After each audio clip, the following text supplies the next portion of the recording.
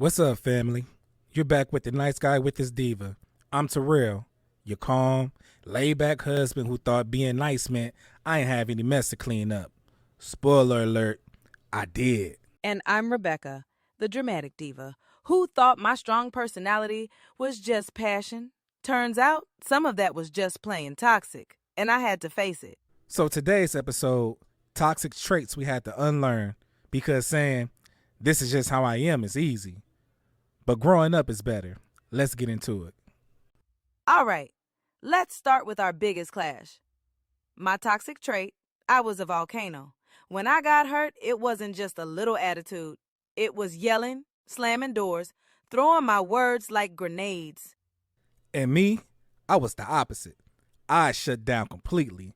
No yelling, no words, just silence.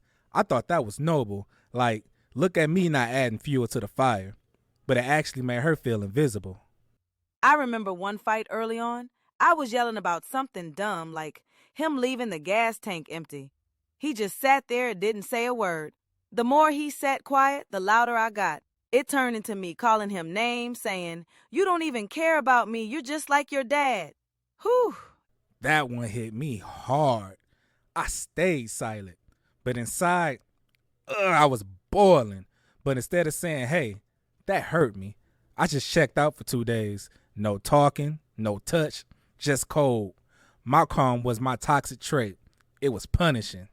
It took so many fake sorries for both of us. Sorry I yelled. Sorry I went quiet. But nothing changed. What broke it was one night when we sat on the couch. No TV, no phones. We just said, "I feel abandoned when you shut down." And he said, "I feel attacked when you explode." From there, we learned how to pause, how to say, hey, I need 5 minutes, how to come back, because real growth ain't about never fighting. It's about fighting fair. Y'all, my other toxic trait, I was the queen of petty. I wore the crown proudly. If he hurt my feelings, I was going to make sure he felt it. She'd do little stuff. Like if I ate the last slice of pizza, that next morning, my breakfast leftovers were labeled Rebecca's. Do not touch. She'd hide the remote. One time she even changed my phone alarm so I oversleep. Talk about petty queen. It felt powerful. Like, if you can't see my hurt, I'll show it. But the truth was, it was poison. Because you start treating your partner like an enemy, not a teammate. And the worst part, I'd say, sorry, I was just mad. But next time, same pettiness. I'd try to ignore it at first, but the resentment built up. I felt like I was walking on eggshells. Her sorry didn't matter because the pattern stayed the same. What shifted it for me was asking, why am I like this? Petty was my armor.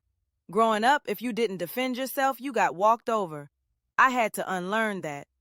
Now, when I feel the urge to get petty, I remind myself, speak up, don't sneak attack. Her sorry? Yeah, it feels real now because she stops herself mid-petty, and that's the fruit of real growth. Let's talk about my mess. I had a savior complex. I wanted to fix everything for her, even her feelings. If she was upset, I'd jump straight to advice. It's not that bad. Look at the bright side. But what I didn't get was, she didn't want solutions. She wanted me to sit in it with her.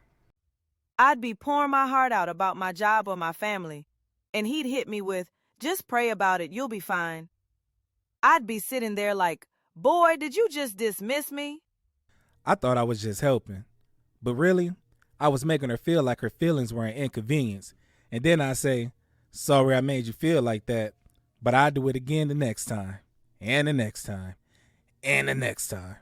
It got to a point where I stopped coming to him with stuff.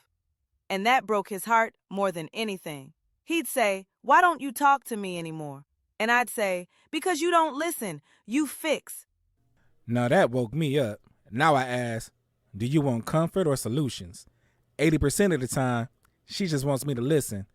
That little shift saves so many nights on the couch, or the floor, or the car, wherever I could sleep at. Romans 12 verse 2 says, be transformed by the renewing of your mind. We had to renew how we think about each other, about conflict, about our baggage. Prayer helped, but so did therapy. So did accountability. We still slip up. But now when we say sorry, we know it means I check my patterns, not just my mouth. To old me, your pettiness isn't power, it's pain. Learn to speak what you feel instead of punishing the person you love. And to me, silent feels safe, but it suffocates. Say the hard thing. You can't fix what you won't face. So here's your challenge this week. What's that one toxic trait you keep defending? Name it. Share it with your partner. Pray about it and get help if you need it. And tell us, DM us your story. No shame. We'll read a few next time. No names. We all working on this. That's it for episode 2. Toxic traits we had to unlearn. If you heard yourself in this, good. It means you're human. Keep growing and keep apologizing with actions, not just words. So remember, stay real, stay humble, and stay blessed.